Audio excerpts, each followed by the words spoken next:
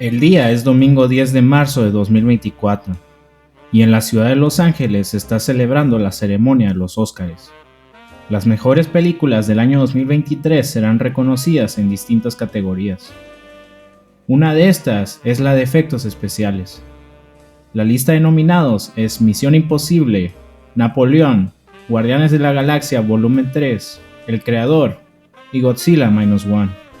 Cuando vi que Godzilla había sido nominada, no pude evitar emocionarme. Este hecho le daba cierto prestigio y reconocimiento a esta franquicia que por mucho tiempo había sido devaluada por la cultura popular. Más allá de mis opiniones sobre la industria del cine en Hollywood y sus principales promotores, he de reconocer que sentí cierta satisfacción al ver esta lista de nominados. Durante la espera, comencé a reflexionar sobre la larga historia de Godzilla. Este año se cumplen 70 años desde la salida de su primera película, y para honrar este aniversario, he hecho este video con la intención de mostrar el origen de esta franquicia y tratar de ver más allá de su superficie, para explicar cómo esto llegó a esto. Godzilla -1, Takashi Yamazaki, Kyoko Shibuya, Masaki Takahashi, and Tatsuji Nojima. Tenemos que hacer un viaje al pasado.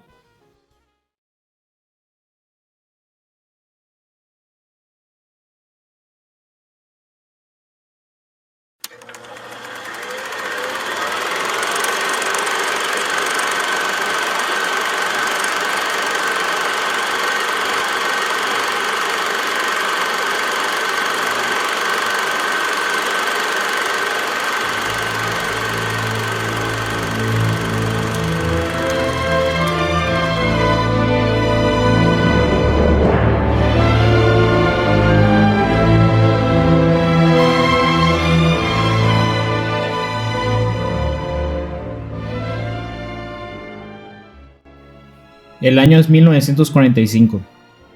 La Segunda Guerra Mundial casi llega a su fin y el país del sol naciente está perdiendo.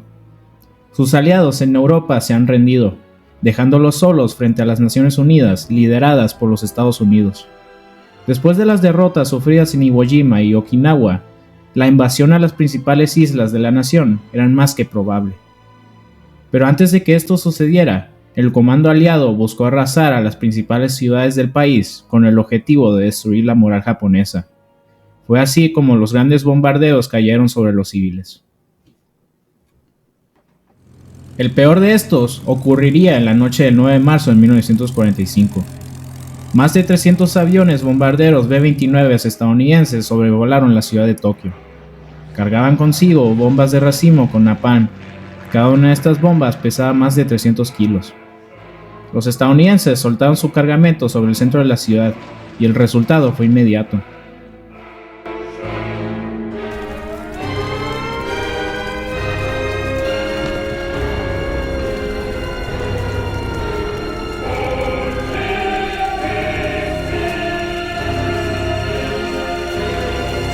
Grandes incendios se propagaron por toda la capital. La mayoría de las casas eran de material flamable y no ofrecieron resistencia contra las llamas. Para la mañana siguiente, todo el centro de Tokio dejó de existir. Se estima que más de 100,000 personas murieron ese día, convirtiéndolo así en el bombardeo más mortífero de toda la Segunda Guerra Mundial. Los aliados no se detuvieron y los ataques a otras ciudades continuaron.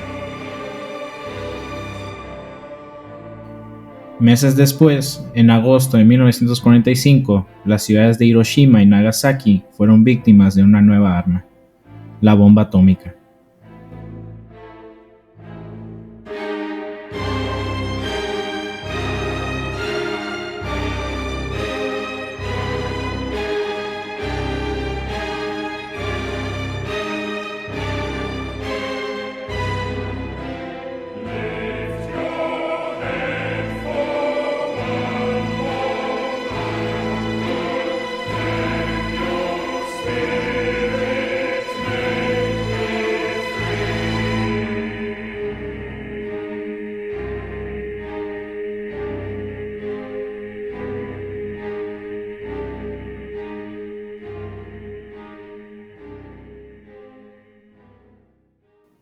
Las ciudades fueron arrasadas por completo y se calcula que más de 150,000 personas perdieron la vida. Poco después, Japón se rendiría. 3 millones de japoneses murieron en la guerra. El resto del país no podía creer lo que estaba pasando y muchos entraron en una crisis de identidad. Sus principales ciudades fueron completamente arrasadas, devolviendo a la nación a la Edad Media, donde la supervivencia no estaba garantizada.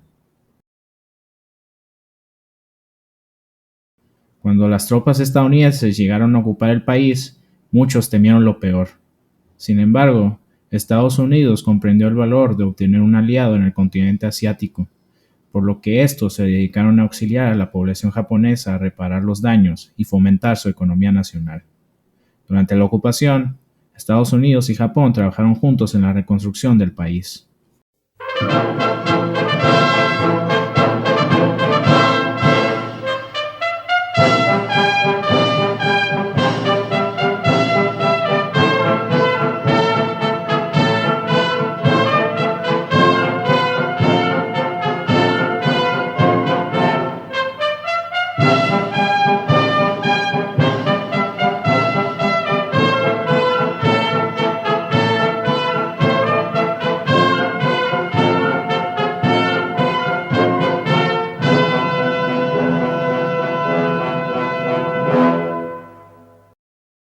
Para el final del mandato estadounidense, Japón regresó como una potencia económica emergente con un brillante futuro.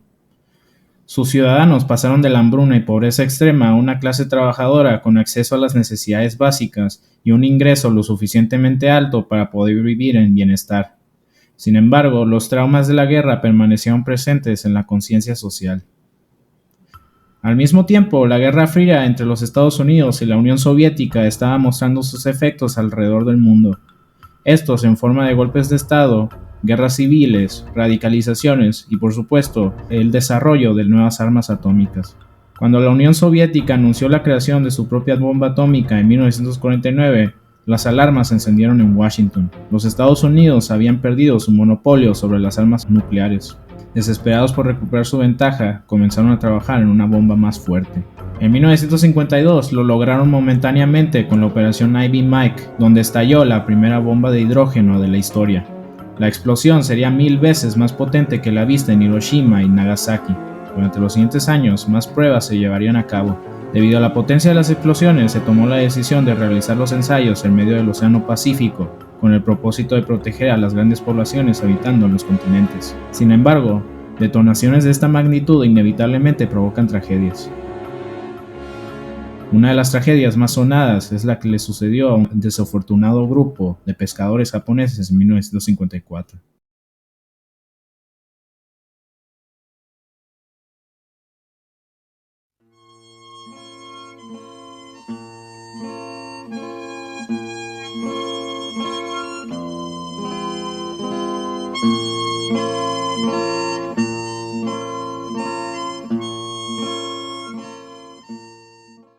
El Daigo Fukuryo Maru, en español Dragón Afortunado número 5, fue un barco pesquero japonés especializado en la pesca de atún.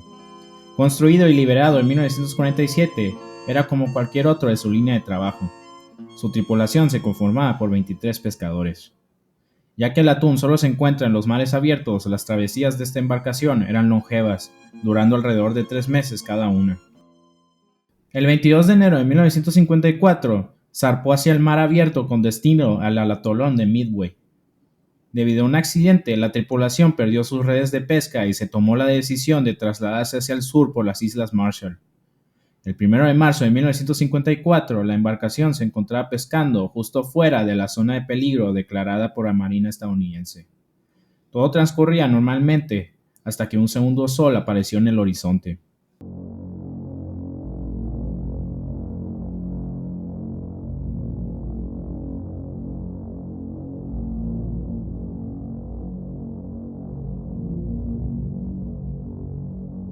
Sin saberlo, la tripulación del Daigo Fukuryo Maru acababa de presenciar la explosión de Castle Bravo, la bomba más poderosa creada por los Estados Unidos. En teoría, los pescadores se encontraron a una distancia segura de la detonación. Sin embargo, la explosión resultó ser 2 veces más potente de lo estimado, alcanzando al barco.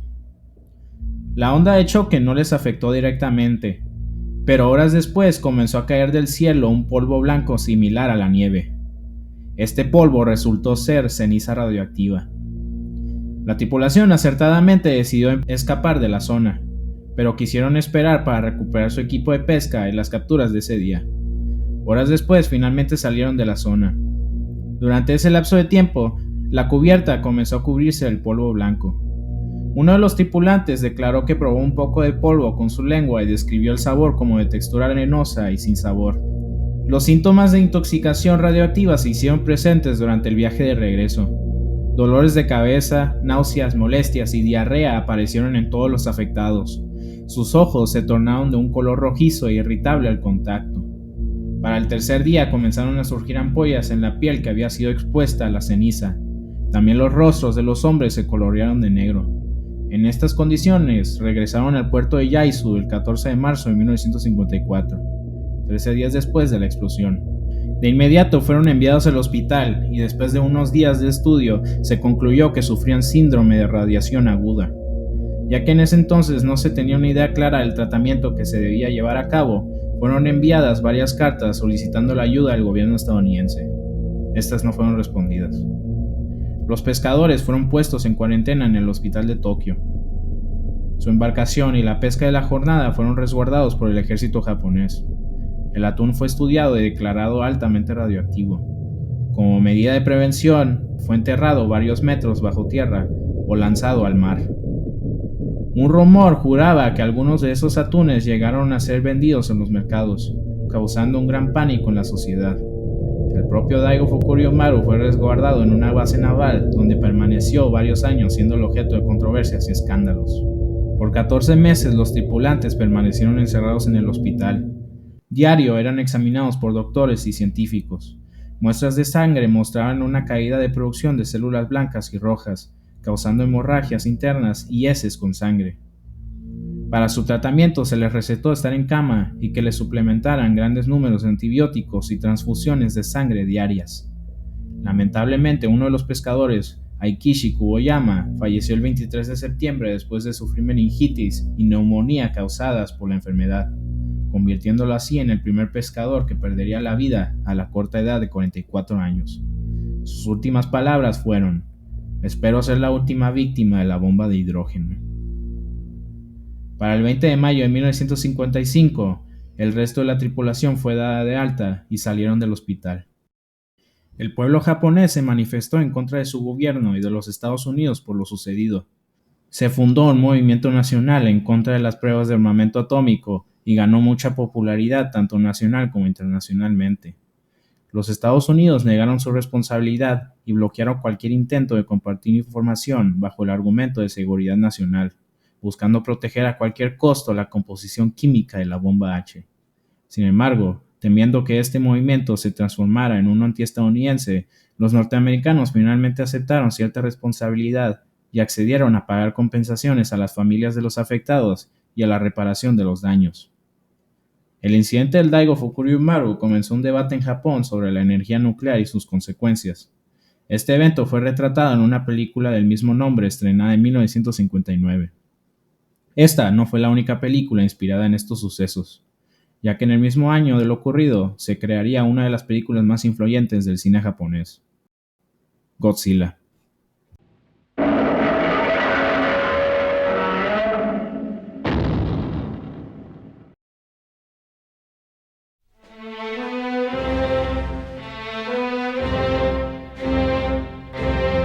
Ese mismo año, durante un viaje en avión, un hombre observaba reflexivo la ventanilla.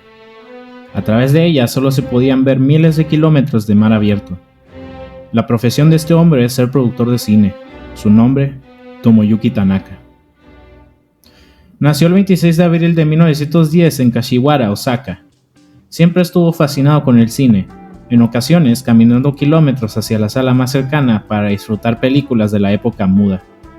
Cuando se graduó de la universidad, tomó la decisión de dedicarse a la industria cinematográfica.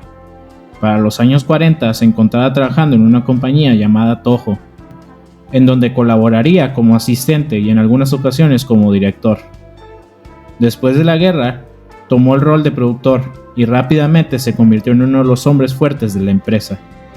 Para el año de 1954 se encontraba produciendo una película bélica en Indonesia. Sin embargo, este proyecto sería cancelado por tensiones políticas entre ese país y Japón. Tanaka viajó hacia Indonesia con la intención de negociar un acuerdo, pero desafortunadamente no lo logró. En este momento regresamos al viaje en avión. Tanaka se encontraba en un momento de crisis. Sabía que si regresaba a Japón con las manos vacías, perdería su trabajo. Ansioso, comenzó a pensar en diferentes opciones, pero nada le llegaba a la cabeza. Rendido, dirigió su mirada a través de la ventanilla. Al ver kilómetros y kilómetros de mar abierto, finalmente le llegó una idea. En su imaginación comenzó a visualizar una criatura gigante emergiendo del océano. De inmediato comenzó a escribir en su libreta un boceto de una trama. En esta se mostraba un monstruo gigante atacando la ciudad de Tokio y destruyéndola por completo. Supo en ese momento que su historia tenía potencial. Al regresar a Tokio realizó un primer borrador llamado El monstruo gigante de las 20.000 leguas debajo del mar. En su boceto buscó retratar el temor hacia las armas nucleares, inspirándose en el incidente del Daigo Fukuryumaru. Para que su proyecto se hiciera realidad, buscó crear un grupo conformado por los mejores cineastas disponibles. Para el rol de director, pensó de inmediato en un nombre: Ishiro Honda.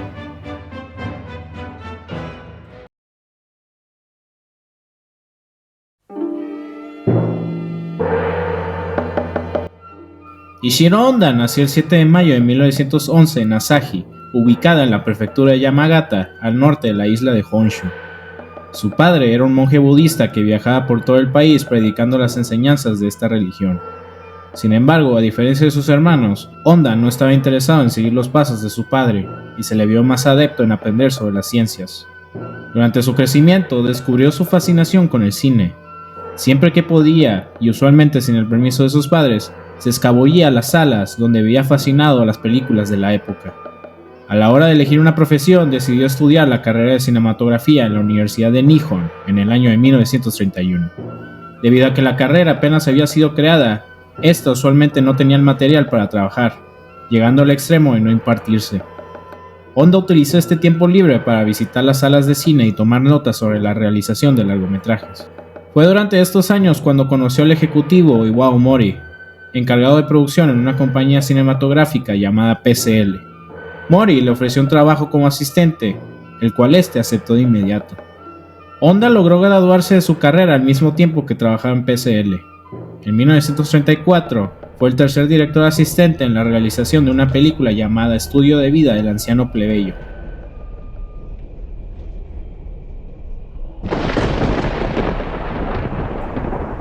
Poco después de ese logro, recibió el llamado del ejército japonés para servir en sus filas. Durante su primer servicio a mediados de los 30, se vio involucrado de forma no intencional en un golpe de estado militar fallido. Este fue el incidente del 26 de febrero, donde un grupo de oficiales jóvenes cometieron varios asesinatos contra figuras políticas importantes con el objetivo de eliminar a sus rivales dentro del ejército imperial japonés. Sin embargo, estos no lograrían conseguir el apoyo necesario para que su plan surtiera efecto y fueron detenidos 3 días después. La mayoría de los líderes acusados fueron ejecutados y el resultado fue un mayor control del ejército imperial sobre el gobierno civil, aumentando el militarismo dentro del país. Aunque no tuvo nada que ver, Honda fue castigado por el ejército ya que uno de sus superiores estuvo involucrado en el atentado, por lo que él y su regimiento fueron enviados al norte de China como castigo. De no haber sido por el intento de golpe, Honda hubiera cumplido sus 18 meses de servicio y no se hubiera visto obligado a seguir en el ejército, y por los siguientes 10 años entraría y saldría de las Fuerzas Armadas, haciendo la mayor parte de su servicio en el norte de China.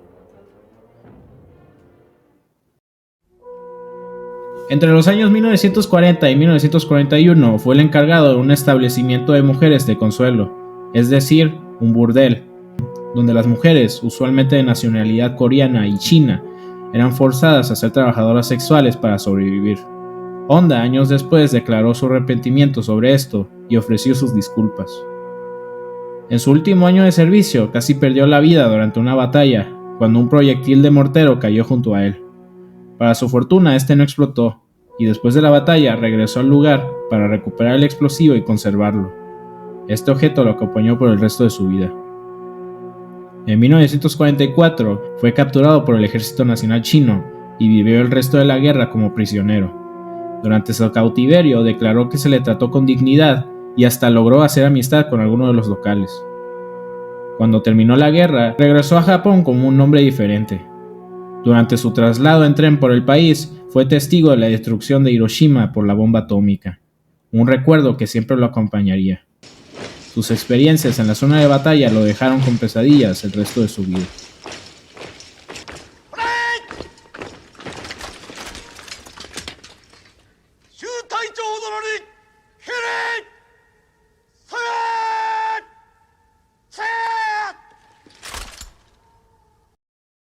En la posguerra trabajó en Toho como director asistente y escritor. A la edad de 40 años hacía su debut como director con la película de Blue Pearl. Después, la compañía le encomendó dirigir una película de guerra llamada Eagle of the Pacific. Al principio no se mostró interesado, pero cambió de opinión al descubrir que el largometraje contaría la historia del almirante Isoroku Yamamoto, conocido por su ferviente antibelicismo, ideología que Honda había adoptado después de la guerra. La película fue un éxito y recaudó una gran suma de dinero en la taquilla. Ishiro Honda en 1954 ya se había establecido como un director de renombre, reconocido por su mensaje pacifista y su forma de presentar a la humanidad en sus historias. Tanaka ya tenía su director, pero aún le faltaba otra pieza clave: los efectos visuales. Y para su fortuna, conocía al hombre indicado.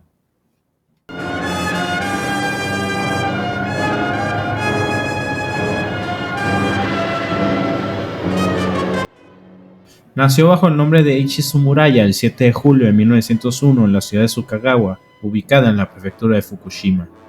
A la corta edad de 3 años perdió a su madre y poco después su padre los abandonó a él y a sus hermanos, dejándolos al cuidado de su abuela. Su tío, Ishiro, era tan solo 5 años mayor que él y rápidamente asumió el cargo de su hermano mayor. Debido a esto, Eiichi decidió cambiar su nombre a Eiji, que traducido significa segundo hijo. Descendiente de un gran pintor de la época Edo, el joven Tsuraya fue muy adepto a las manualidades y dibujos. Su imaginación se expandió cuando a los 12 años vio su primera película, y quedó fascinado por una secuencia donde se mostraba la erupción de un volcán. Su mayor interés fue el proyector de cine e intentó recrearlo usando distintas manualidades, acto que le trajo cierta fama en su localidad. Durante su niñez y adolescencia estuvo fascinado con los aviones, y cuando cumplió los 15 años, se enroló en una academia de vuelo. Sin embargo, su propósito no prosperó, ya que 2 años después la escuela cerraría, forzando al joven Tsuraya a cambiar de rumbo. Fue a estudiar ingeniería eléctrica en Tokio. Como trabajo secundario se dedicó a la fabricación de juguetes, teniendo cierto éxito y ganando un poco de dinero. En 1919 conoció a uno de los pioneros del cine japonés, el director Yoshiro Edamasa. Después de revelarle su interés en el cine, Edamasa le ofreció un trabajo en su compañía. Así, Eiji Tsuraya entró a la industria cinematográfica a la edad de 18 años, siendo su primer trabajo el de asistente para el camarógrafo. En 1921 tuvo que pausar su carrera ya que fue llamado a servir al ejército. Sirvió por 1 año y regresó a casa en 1923. Después de una corta estancia en su hogar, decidió irse para desarrollar su carrera en el cine. Antes de partir, escribió una nota a sus familiares donde declaraba que no regresaría a casa hasta conseguir el éxito en la industria. En 1925 dejó de trabajar con Edamasa y se unió a la compañía de entretenimiento Shochiku, fungiendo como cinematógrafo y director asistente, logrando acumular varios éxitos bajo su nombre. En 1932 dejó Shochiku para trabajar en Nikatsu Futoshi Studios, pero renunció poco después debido a un conflicto que tuvo con los ejecutivos de la compañía en relación con sus propuestas sobre innovaciones tecnológicas y el gran costo de estas. En 1933, Tsuraya fue al cine a ver una película llamada King Kong.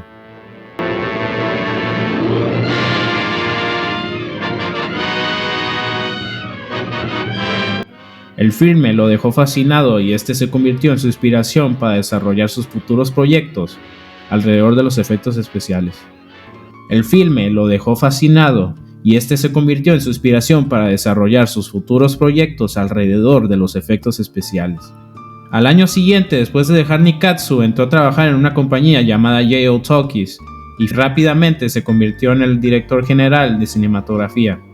En 1935 hizo su debut como director de efectos especiales en Princess Kaguya. En 1936, J.O. Studios y PCL Studios se fusionaron para fundar la compañía Toho. Se creó un departamento de efectos visuales y Tsuburaya fue nombrado director. Durante el resto de la década ganaría reconocimiento a nivel nacional por sus elaborados efectos visuales.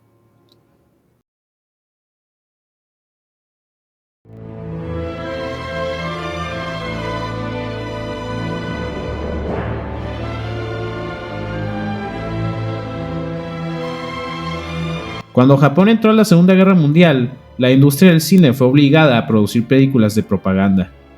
The War at Sea from Hawaii to Malaya se convirtió en la película más exitosa en la historia del país. Tsuburaya fue el encargado de los efectos visuales, recibiendo varios reconocimientos. La secuencia más destacada es la que ilustra el bombardeo de Pearl Harbor, siendo bastante fiel a lo sucedido en la vida real.